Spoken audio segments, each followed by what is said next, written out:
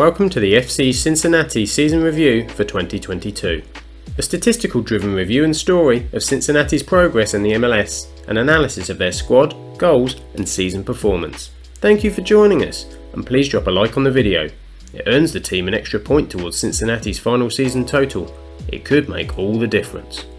Don't forget to subscribe not to miss any upcoming new content from the channel, and if you prefer to view the data directly, head on to our website www.upthefnducks.com. Details are below in the description. So if we're all here, let's get into it. FC Cincinnati finished bottom of both their conference and the overall table for the third consecutive season since they joined MLS in 2019.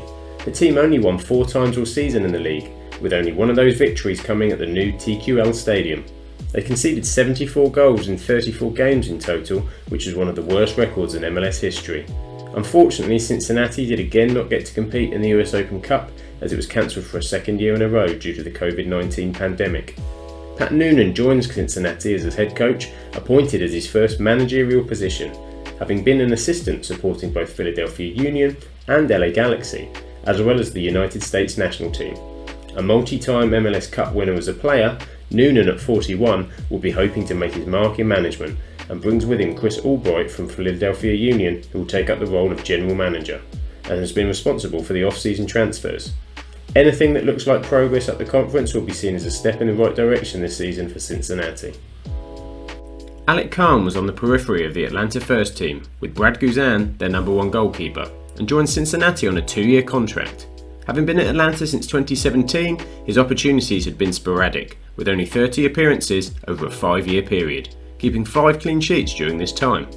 A local to Georgia, he makes the switch to Cincinnati, where if their first 2 seasons are anything to go by, he will be seeing plenty of action and shots on goal to deal with. At 31, Khan will be looking for some consistent first-team football and to help tighten up a leaky Cincinnati rearguard. On Football Manager 2022, Alec Khan has good reflexes at 14 and agility at 14, but the remainder of his attributes are fairly generic for a goalkeeper. His experience with a left foot, but lacks somewhat in the distribution ability. Experienced defender Joe Giles spent 2.5 years in Cincinnati, joining the club in August 2019. He leaves for Sweden to play in the Allsvenskan with Degerfors. Giles was a regular starter at right back, making a total of 51 appearances, with his single goal for Cincinnati coming in November 2020, scoring on the last day of the MLS season. With a long early career in Germany, Giles moves back to Europe, having not featured for the US national team since 2019. On Football Manager 2022, Giles was a pacey dribbling winger, with great acceleration at 17 and agility also at 17. His versatility up and down the pitch, on both left and right side, offers many options for the American's playing position. Best utilised as an inverted winger or an inside forward, Giles is however short on some of the mental and technical attributes from a Football Manager perspective. Once Manchester United youth product Tyler Blackett made his switch to MLS during the summer window to join up with the Cincinnati squad. After making 12 appearances under Louis van Gaal in the 2014-2015 season, the English defender has spent the past 5 seasons in the English Championship, 4 with Reading and the season just gone with Nottingham Forest, making over 120 appearances in England's second flight. At 27, he is now an established defender and scored his first professional goal playing for Cincinnati last season in a 3-2 defeat by Chicago Fire. Tyler Blackett on Football Manager 2022 is described as a regular starter for Cincinnati, playing both left fullback or wing-back positions, as well as centre-back.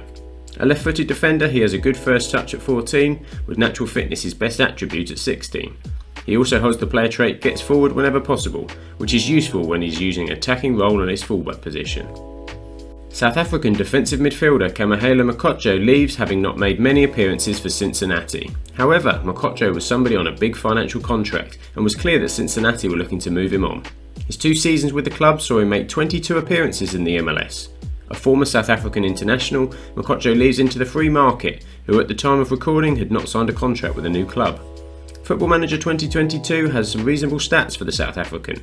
An experienced midfielder, Mokotjo prefers to play 1-2s, doesn't dive into tackles and refrains from taking long shots. He can play in both defensive and central midfield. Kicking off Cincinnati's season campaign, they were away at Austin FC, with 4 further matches after that to come in February and March. DC United at home, Orlando City away, Inter Miami at home, and finishing off with new franchise Charlotte FC away. As opening day results go, a 5-0 resounding defeat is not at all what you're looking for, as the team who finished bottom of the pile last season were well beaten by Austin on their own ground. The home side dominated throughout after Cecilio Dominguez got on the end of a sweeping free kick after just 2 minutes.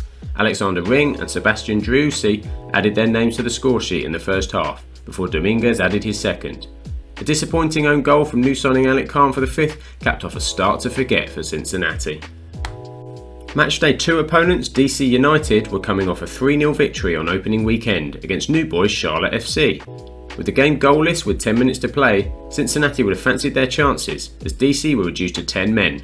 Moses Nyman was sent off following a video review for a dangerous tackle with his studs up on Luciano Acosta, but in stoppage time a Jeff Cameron handball gave Ola Kamara the opportunity from the penalty spot, which he duly accepted, striking beyond Alec Khan, seeing a second loss for Cincinnati in a row at 1-0. The first 3 points of the season were secured away at Orlando, a 2-1 victory that results at Exploria Stadium.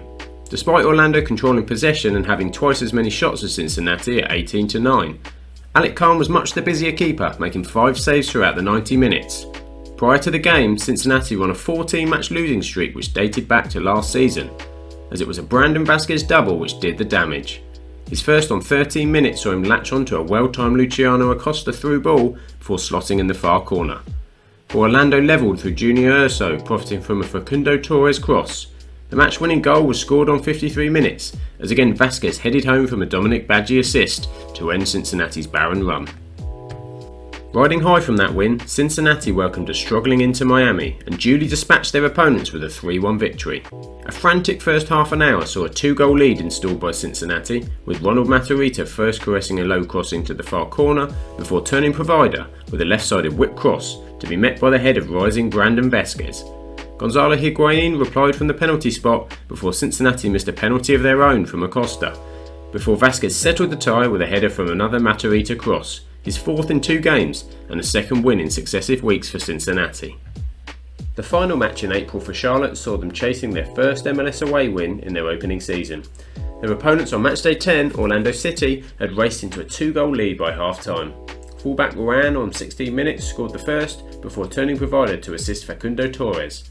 After breaking the Charlotte backline, he squared across goal to Torres, leaving Charlotte a tough task to get back into the game. A 60th minute penalty from Christian Fuchs, the first ever in Charlotte's brief MLS history, put them in with a shout, but ultimately Orlando were able to shut the game down as Charlotte lost 2-1. At the end of March, Cincinnati found themselves in 8th place with 6 points, just outside the playoff positions. Philadelphia Union in the Eastern Conference were top with 10, while at the bottom CF Montreal and Inter Miami propped up the conference. Over to the Western Conference, and Los Angeles FC and Real Salt Lake were setting the pace, while San Jose Earthquakes and Vancouver Whitecaps only had a point each. The month of April also brought about 5 games for Cincinnati, with one of them being their opening match in the US Open Cup against Pittsburgh Riverhounds. In MLS they had 2 home games and 2 away, with Montreal and Los Angeles FC visiting Cincinnati, while trips were away to Atlanta and Toronto. A goal-scoring thriller was on offer at Cincinnati for the trip of CF Montreal, with the Canadians ultimately taking home all 3 points. With 5 goals in the first half alone, Brandon Vasquez and an Alistair Johnston own goal was outdone by 3 from Montreal, which included a Georgia Mihailovic double and a Kei Kamara goal in first half stoppage time. In the second half, Luciano Acosta replied with a penalty, for Joaquin Torres gave Montreal their first win of the 2022 campaign. 7 goals of excitement, but ultimately no points for the Orange and Blue. The Mercedes-Benz Stadium hosted FC Cincinnati in an All-Eastern Conference tie for Cincinnati's 6th game of the MLS season. The 2 teams shared a stalemate in a 0-0 draw, with a missed penalty for the Five Stripes costing them a victory. Marcelino Moreno had his spot kick saved by former Atlanta goalkeeper Alec Khan. The Cincinnati off-season signing read Moreno's penalty down low to his left and palmed away on 62 minutes. Cincinnati played the last 15 minutes with 10 men after Nick Hagland received a second yellow card, but Atlanta could not find a winner, despite going close in stoppage time. FC Cincinnati kicked off their US Open Cup campaign against Pittsburgh Riverhounds at home, a foe they were used to facing during their seasons together in the USL Championship. In a match with many shots but few clear openings, the 2 sides ended level in a stalemate after 90 minutes. But in extra time, Cincinnati pulled away, as Alvaro Barrial's double was the difference. A penalty on 95 minutes was then followed up just 4 minutes later by Barrial for a second, securing a 2-0 win and a passage to the next round, where Cincinnati would face an away trip to New England Revolution. Defeat at the TQ Stadium on matchday 7 was secured late on by Los Angeles FC, as the visitors turned the game around in their favour. Luciano Acosta found the net in stoppage time at the end of the first half, after a lazy pass out from Maxime Krupau was intercepted by Acosta, who was patient to find the right finish. On the hour mark, Kellyn Acosta reacted first to a set-piece rebound to level the match, giving LAFC plenty of time to find the winner. They certainly did that in the 79th minute, and some wonderful touch passes from Carlos Vela in the build-up led to Danny Musovski finishing off an excellent goal for the win. On matchday 8, FC Cincinnati did to Toronto what Los Angeles FC had done to them the previous week, overturning a 1-goal deficit to capture a win on the road. The match included the first MLS goal in his career for American centre-back Ian Murphy. In the 44th minute, he pounced on a headed pass from his defensive partner Nick Hagland to give his team the lead. Attacking midfielder Luciano Acosta added a second, with his third goal in the month of April alone, capitalising on a loose ball from a throw-in to put the Orange and Blue 2 goals ahead. Toronto's top goal scorer Jesus Jimenez halved the deficit, but it was not enough to rescue his team from defeat. At the end of April, Cincinnati dropped to 12th in the league table. On 10 points in a very tight conference, they were only 3 points behind New York City in 5th. Philadelphia Union continued to set the pace with New York Red Bulls, with DC United now propping up the conference.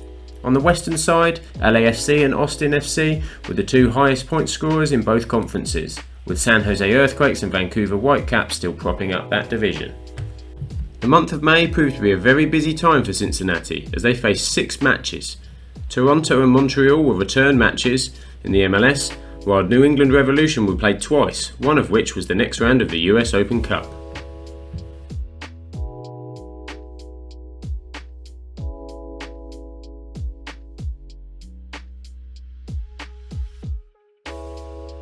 For the second MLS match in a row, it was Toronto on the opposing side of the pitch for Cincinnati, but this time at home at the TQ Stadium. After a win in their backyard, confidence was high and showed in a 2-0 win for the Orange and Blue. It was an opening 10 minutes to forget for Toronto, as first Calvin Harris prodded in from a Brandon Vasquez assist before they were reduced to 10 men. Ralph Priso and Bongo saw his yellow card upgraded to a red for a dangerous foul after only 6 minutes, leaving Toronto well exposed before the game was finally put beyond doubt in the second half with a Luciano Acosta penalty. A victory at Minnesota United put Cincinnati in uncharted territory since joining MLS as an expansion team in 2019, with their 1-0 win securing a first 3-game winning streak in their MLS history. Roman Celentano was in fine form, making 5 saves to preserve his clean sheet, his second in 2 weeks, before deep into stoppage time, top goalscorer Brandon Vasquez struck off a Calvin Harris ball to send Pat Noonan's side celebrating on their way back home with another 3 points. The Orange and Blue turned up in New England with high hopes of progression in the US Open Cup, following a strong recent winning run in MLS. Unfortunately, from a Cincinnati perspective, this did not come to fruition, as they were well beaten 5-1 at the Gillette Stadium. Cincinnati had rotated the squad with their lineup and took the lead on 12 minutes from an Alvaro Barrial goal, following his brace in the previous round. But a hat-trick from last season's MVP, Carlos Gil, and a double from Adam Buxa saw the game well and truly taken away from Cincinnati, which still leaves the 2017 semi-final cup run as the Orange and Blue's best showing in the competition. Cincinnati made it 4 wins in a row in the MLS with a win over struggling Chicago Fire, as Gabriel Slonina provided Luciano Acosta with a gift to strike late to give the visitors a 2-1 victory. Centre-back Rafael Chichos had turned the ball into his own net in the first half to put Chicago behind, but things looked much brighter with 7 minutes to go. A John Duran flick header saw the 18-year-old draw Chicago level with his first ever goal for the club. But joy turned to despair, however, when Slonina slipped on the ball, passing straight to Acosta, who settled himself, brought half a yard away from the defence and fired back inside the near post, to the delight of the Cincinnati fans. New England Revolution proved to be Cincinnati's nemesis again, for the second time in May on matchday 12. The Orange and Blue twice had to respond at the TQ Stadium to falling behind, with the first on 17 minutes, a wonderful scissor kick from Sebastian Leggett. Just 9 minutes later, a 7th goal of the season for Brandon Vasquez levelled for Cincinnati, only for a clever back heel from Adam Buxa putting New England back in front before half-time.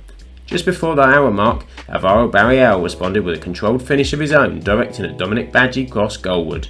But as the clock ticked down to the 90, Tommy McNamara struck his finish beyond Roman Celentano to finish the scoring at 3-2. After a spectacular 4-3 loss to Montreal in April, Cincinnati managed to bizarrely end up losing to the same opponents by the same scoreline in the reverse trip to Canada. Junior Moreno got a double for Cincinnati, and Alvaro Barreal finished off a Luciano Acosta cross, but was not enough to outscore Montreal. A double from Romel Quioto was further damage, adding to Joel Waterman's opener and Mathieu Charnier, therefore ensuring Cincinnati would face back-to-back losses. After a strong May, Cincinnati had risen to 6th place in the Eastern Conference on 19 points from 14 games, which positioned them in the playoffs. New York City had overtaken Philadelphia Union at the top and had a game in hand, while at the bottom Chicago Fire were propping up the conference. On the western side, LAFC continued to set the pace with 29 points, the highest in both conferences. At the bottom, Vancouver and Sporting Kansas City were propping up the table. At the end of May, Cincinnati are positioned 6th in the Eastern Conference with 19 points. Overall, competing for the Supporters' Shield, they are placed 12th. In all competitions, they have a goals per game ratio of 1.5 scored and 1.88 conceded. In the 7 home games played by Cincinnati so far, they have won 3, drawn none and lost 4, scoring a total of 13 goals at a rate of 1.86 goals per game. But Cincinnati have also conceded 11 goals at a rate of 1.57 goals per game. In the 9 away games played by Cincinnati so far, they've won 4, drawn 1 and lost 4, scoring a total of 11 goals at a rate of 1.22 goals per game. Cincinnati have also conceded 19 goals at a rate of 2.11 goals per game. Brandon Vasquez rises to the top of the Cincinnati scoring charts with 6 goals to date. Vasquez scored 2 braces against both Orlando City and Inter Miami. Luciano Acosta and Alvaro Barreal are the other players in pursuit with 5 each. From the right hand side, Alvaro Powell has assisted the most goals for Cincinnati alongside striker Brandon Vasquez. 4 players also have multiple assists, where last season it was Luciano Acosta topping the table with 8 goals assisted. Overall, looking at the matches played by Cincinnati so far, they of course have played much more against Eastern Conference teams. A double loss against Montreal, who have suddenly risen very sharply up the division to 4th, while a double win over Toronto in 12th cancel each other out. Good wins over Orlando City and Inter Miami, both in 5th and 7th, are probably the highlights of their other results. Looking at the Western Conference, defeat to LAFC and Austin is no shame considering their position, while their solitary away performance win came against Minnesota United. Pat Noonan has switched from Cincinnati's original 3-5-2 formation to a 4-3-3 setup in more recent matches, split 50-50 between all 16 matches so far between a back 3 and a back 4. Cincinnati are rated with a weak pass completion percentage in the league at 76.6%, which places them 24th overall, which is also where they sit for passes attempted, in 24th with a total of 5,244 so far. Attacking wise, they sit mid-table based on shots on target percentage, positioning them 17th with 34.8%. This coming from an average of 12.7 shots per game. Defensively, Khan and Celentano are 17th for their joint saves percentage at 63.8%, with that number increasing since Celentano stepped in to cover Khan's injury. They have also triumphed in 50.8% of all combative duels, which places them 11th overall. Alec Khan started his first season for FC Cincinnati as their number 1 goalkeeper following his move from Atlanta United. In the first 7 games, he recorded a single clean sheet against his old side, making a penalty save in a 0-0 draw. He hasn't appeared since, suffering from a quadricep injury, as he currently is conceded at a rate of 2 goals per game. Roman Celentano came in for the US Open Cup and subsequent MLS matches with Khan unavailable. With a clean sheet in the Cup and 2 in the MLS, his conceded per game ratio sits at 1.32. By way of comparison, last season, Bremislaw Titan played in goal 15 times, conceding a massive 2.45 goals per game, while Kenneth Vermeer, who is still in the squad, conceded 1.82 goals per game in his 19 appearances. Beckham Sunderland has been injured at the start of the season, and the youngster will likely play in the MLS Next Pro for the foreseeable. With a back 4, Pat Noonan has selected Nick Hagland and Ian Murphy as a pair most often. When using a 3 centre-back system, Tyler Blackett or Jeff Cameron have been utilised as the additional central defender. Frustratingly for Ronald Matarrita, he picked up a long-term ankle injury on international duty and will be on the sidelines for most of the season. The Costa Rican had 2 assists to his name, both which he picked up in the Inter Miami game, in which he also scored in. With his absence, John Nelson has filled in at left back when required, and on the right hand side, Alvis Powell of Jamaica has been featuring as either a right back or right midfielder. His 3 direct assists see him tied with Brandon Vasquez as the highest assist total for Cincinnati so far. Looking at disciplinary, Blackett has already picked up 5 yellow cards in his 9 matches to date, which is a rate of a yellow card every 1.88 games, while Nick Hagland got his marching orders against Atlanta for a second bookable offence. Junior Moreno has featured in all 16 of Cincinnati's matches so far, mostly partnered next to Yuya Kubo.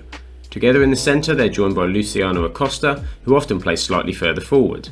Acosta has bagged 5 goals so far, chasing his 9 scored last season, which he achieved at a rate of a goal every 5.18, which he's currently bettering with his 2.85 ratio.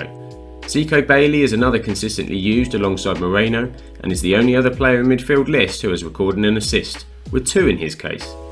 Haris Medunjanin has often featured as a substitute or a backup for the central midfield positions. Alan Cruz and Harrison Robledo also offer options, but have featured sparingly so far, with the Americans starting half of all Cincinnati matches. As part of the 3-5-2, Noonan employs wide midfielders as almost wing-backs. Alvis Powell, as established, has been the go-to on the right-hand side, with Raymond Gaddis starting on both the right and left as an option. Further forward, Alvaro Barreal, Zach Atanga and Calvin Harris have all provided options out wide. Both Brandon Vasquez and Dominique Badji have 12 appearances each, with Badji also making multiple appearances from the right-hand side, particularly when Noonan operates a 4-3-3. Alternatively, the 3-5-2 allows a double striker pivot, which has most often been used in the pairing of Dominic Badji and Brandon Vasquez. While Badji has struggled in front of goal, Vasquez has hit the net 7 times. The 23-year-old has already overtaken his total of last season, where he amassed 4 goals during the 2021 campaign. Both the Brazilian Brenner and Nick Markanic have been used as striking options on occasion, in place of Badji or Vasquez. Argentinian Alvaro Barreal is also having a strong goal-scoring campaign, with 5 goals. Playing exclusively on the left-hand side, he has scored a goal every 1.66 games so far, which is the current best in the squad. 75% of all goals scored are coming from open play scenarios, with 18 out of 24. Cincinnati are in line with the league average of 74.2% and have scored from 6 separate set-piece scenarios. Looking at goals conceded, 30% have come from set-piece situations, 9 of 30, which is above the league average by 4%, with 4 of those situations coming directly from a penalty kick. Cincinnati have only scored 1 goal from outside the box, with the rest of their goals coming from inside 18 yards. That was in their last game of May from a Junior Moreno strike. They've conceded 4 times from outside the penalty area to date, with 1 a direct free kick from Karol Swiderski of Charlotte, which beat Alex Kahn in March. With 24 goals scored and 30 conceded in the 16 matches played, there is a fairly consistent spread as to when they come. Cincinnati have been more profitable on the goal scoring front in the first half, with 12 out of the 22 normal time goals coming in the first 45 minutes. They also concede most frequently in the 15 minutes before and after half time. Of the 6 goals scored by set pieces, 3 of these are attributed to successful penalty kicks. Cincinnati have a 75% record from the spot, with Luciano Acosta scoring 2 and missing another against Inter Miami. Alvaro Barreal buried his penalty against Pittsburgh Riverhounds in the US Open Cup. Cincinnati are yet to score from a free kick, whether that be direct or indirect, whereas the percentage conceded is above the league average for corners and direct free kicks. FC Cincinnati are above the MLS average for goals scored from crossing positions, however. This is considered the most common form of goals by MLS teams. It is in an area that Cincinnati have not fallen prey to as much. Instead, the orange and blue have conceded significantly more via a controlled pass. More often this is coming from central areas on the pitch. For further details on how we classify these goals, please refer to our website with the link in the description. 20 of the 24 goals scored by FC Cincinnati have nestled into the bottom portion of the goal. Most of these have been in the bottom left segment as we look at the graphic than anywhere else. They are yet to find the top central portion of the goal with any finish yet this season. With their goals conceded, the Cincinnati goalkeepers have been beaten most often in the bottom central portion of the net, most often from assisted passes or crosses with tap-ins from close range, which suggests a high percentage of more likely goals are being created by the opposition. So far, Cincinnati in summary will be delighted to be involved in the playoff positions as they have a real shot at challenging to get into the MLS Cup playoffs. With previous seasons languishing near the bottom of the conference gives Cincinnati hope that the club is progressing well. Brandon Vasquez's goals and Luciano Acosta adding his number as well have been exciting from an attacking perspective. They still concede a number of goals, but considering where they are to date, they'll be hoping that there is more to come than the end of the season. That's all for today. Thank you for taking the time to watch the video, as these season reviews are something new I've been working on for quite some time, and I hope you found informative and interesting. If you enjoyed, please support the channel with a like, subscribe and hit that notification button, as we have more in-depth season reviews to come. Also available are other stat and season reviews for the MLS, and also our satirical Football Manager season on FM22, currently with Swansea City. I want to give credit to the guys over at sortitoutsI.com who produced the kit graphics we used today. They're developed for Football Manager, and of course we're using last season's shirt as the ones available, but do check them out for their extensive work. Again, thank you for enjoying the video, and I hope to see you soon.